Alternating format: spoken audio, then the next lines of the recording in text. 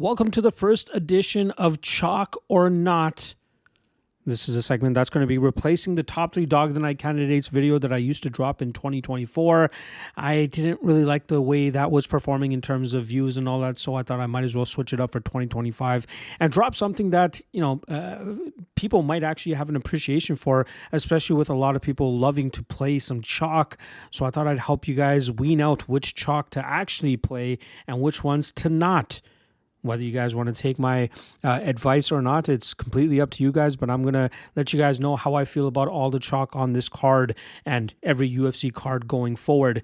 I do quickly want to say that in terms of chalk, what my definition of that will be in terms of the criteria that it needs to meet is minus 185 or worse. So this is a chock full card if you take that into consideration, especially with me recording this on Tuesday evening. So I believe 13 out of the 14 fights actually have chalked favorites. So I'll quickly go through those for you guys here, as you guys can see with the visuals as well. And a quick reminder, I will not have any video aspect to my content this week as I do not have access to my studio, but you guys will still be getting this content on time as usual. So bear with me in regards to that. All right, so I'm going to be going from through every chalked fight from bottom to top and categorizing, as you guys can see on the screen here, whether it's chalk or not. Chalk obviously meaning go ahead, parlay it, play it as you wish. Not is I would advise against parlaying or playing the chalk, but again, it totally comes down to you and whether you like the reasons I used or not. So hopefully this becomes a very useful segment for a lot of you guys. All right. So without further ado, let's get right into the first one. We got Nurullo Aliyev coming in at minus 500 as he goes up against Joe Solecki. I think this is an easy chalk spot. I think Aliyev will do a great job in terms of utilizing his wrestling and grappling to shut down the BJJ black belt of Joe Solecki, who has often been a little bit too comfortable off his back and given up a whole lot of time there. Look for Aliyev to do a great job in terms of just keeping him on his back and grinding this fight out. And again, at minus 500, I don't think he ends up finishing Solecki, but just in case he does, parlaying that minus 500 or playing that minus 500 is definitely a chalk-worthy spot. Next up, Fatima Klein coming in at minus 950, going up against Victoria Dudakova. Again, minus 950 is just too wide. I don't really care who it is or who they're going up against. It's very difficult to justify playing that level of chalk in any mixed martial arts matchup. Usually people willy-nilly go out there and just parlay whatever they want, but you have to at a certain point take into consideration how much of an effect a parlay piece, especially a minus 950, is going to have on your parlay and whether it's worthy of throwing into a parlay because of the volatility of a sport like MMA, whether it comes from a DQ foul or if it's a banana peel moment where somebody just injures themselves or a Hail Mary knockout that ends up coming through, which I highly doubt is possible in this matchup with Klein and Dudakova.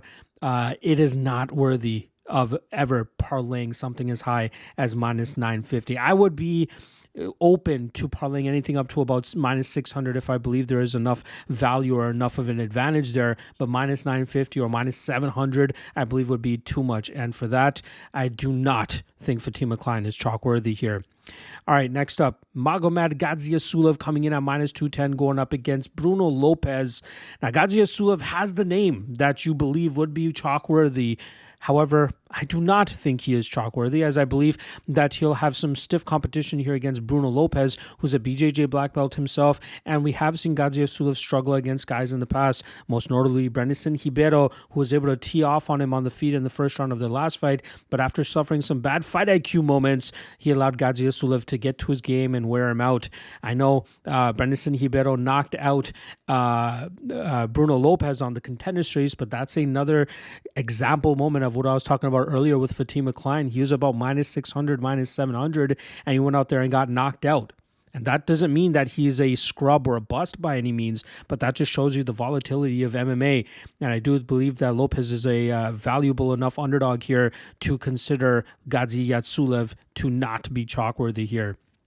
All right, next up, Ernesta Karascate coming in at minus 260, going up against Nicole Cagliari. Both these women coming off the Contender series, but Karascate did lose her first UFC matchup as she came up short against Diani Barbosa. But I believe the defensive grappling that we saw from her in that fight and the striking prowess that we've seen is enough to warrant her being a chalk-worthy spot here against Cagliari, who comes originally from a Muay Thai background but is working on her grappling game. But I do not think that it is good enough to keep Karascate in bad spots. I believe Karascate will use her 6-inch height, and I believe it's a 7 or 8-inch reach advantage to really keep Cagliari at bay and allow her output and volume to really drown Cagliari late. So at minus 260, I wouldn't mind throwing Karascate into a parlay, as I believe she is chalk worthy. All right, next up, Jacoby Smith coming in at minus 400, going up against Preston Parsons.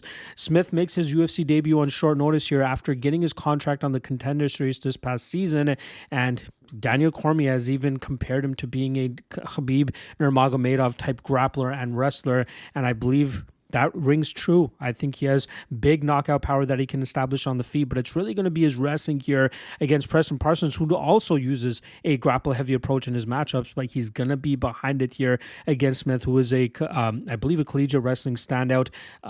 Very high-level wrestling, does a great job in terms of controlling his opponents, and I believe he'll be able to keep Parsons on the defensive for most of this matchup. So at minus 400, he is chalk-worthy. All right, next up, Thiago Moises coming in at minus 185, going up against Trey Ogden. Now, Thiago Moises is one of those guys that continues to border whether he is, can eventually crack into contendership because he is only 29 years old, or if he's always going to just come up short against guys that provide enough resistance. You can just see by going through his record, he comes up short against guys that would elevate him to the next level, but he'll go out there and squash guys that he should. Unfortunately for him, he's going up against a guy in Trey Ogden who's pretty much showcasing some of the best performances of his career. I know he's 35 years old, but he's done a great job ever since transitioning to being a head coach at Marathon MMA, which is his only gym. But he's had guys like Miles Johns and Garrett Armfield under his wing, and he's done a solid job in terms of transforming those guys as well. He knows how to game plan for opponents and execute those game plans. And I believe with his BJJ black belt and knowing where to keep guys uncomfortable, he should do a good enough job in terms of keeping Moises in bad spots. Moises is probably the better striker here, but I think Ogden does a good enough job in terms of closing the distance and finding opportune moments to get his grappling going. So at minus 185, I do not believe that Thiago Moises is chalk-worthy.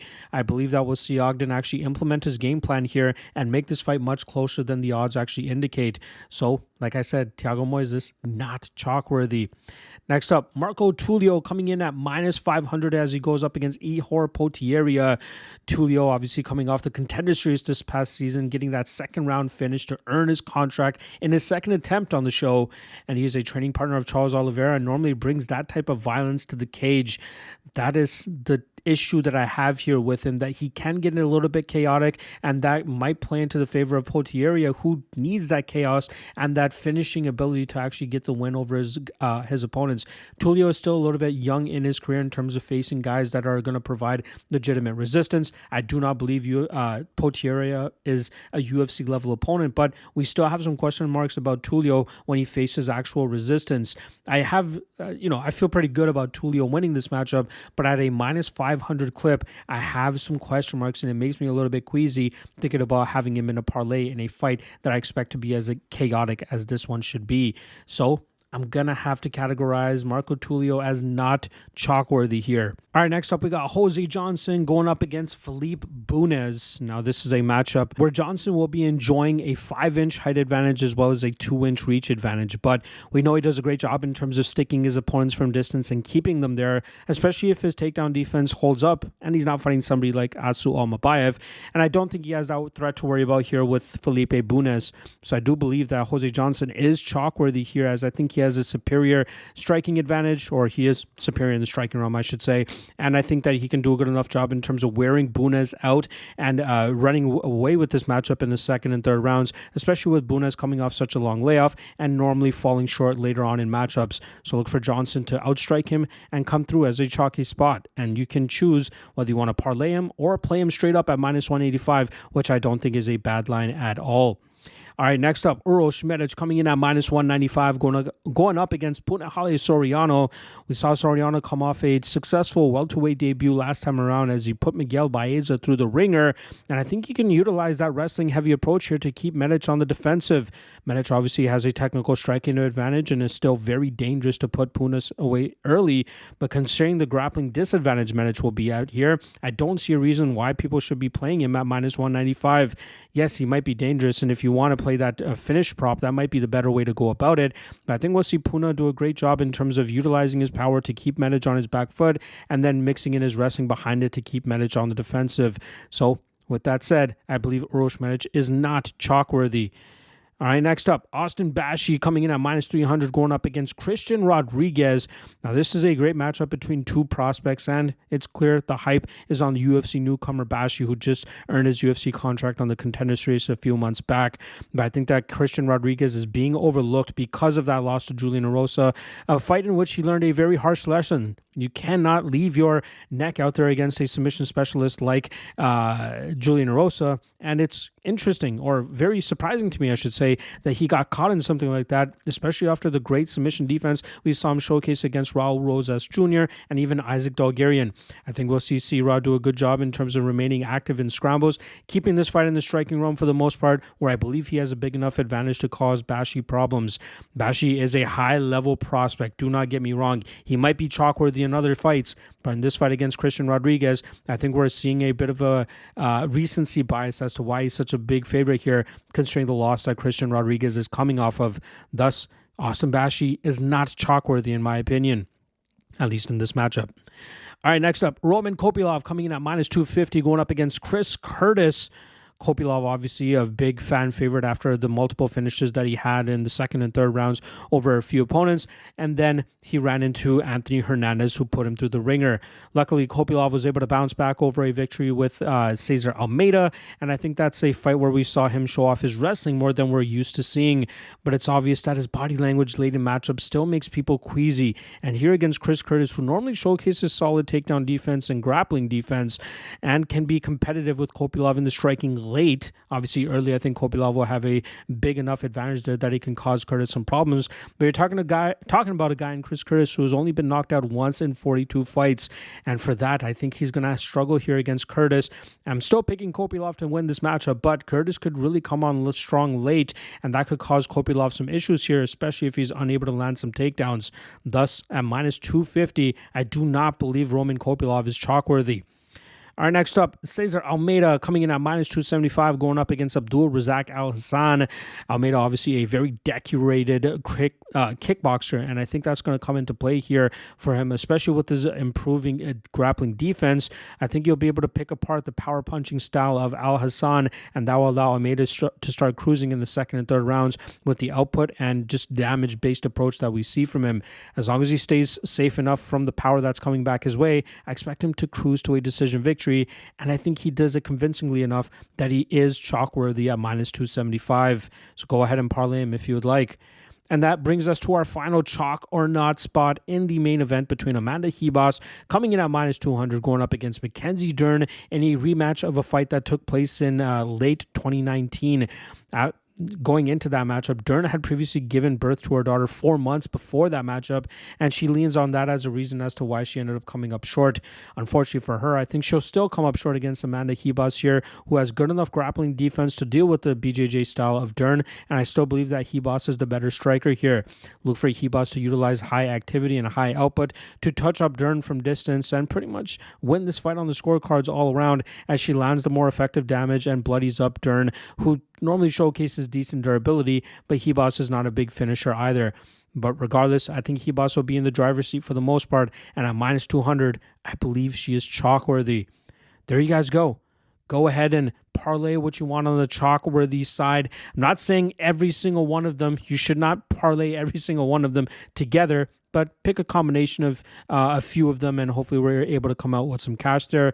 But again, just because the other fighters are on the not side does not mean I'm saying they're going to 100% lose, but I would be thinking twice about parlaying them, especially at the price that they are currently at. All right. Hopefully you guys enjoyed this new segment that I'm going to be dropping for 2025. I'm open to any, recommendations, suggestions, things you want to add, things you want to remove from this segment, and I would be happy to hear them out and see how we can improve this segment.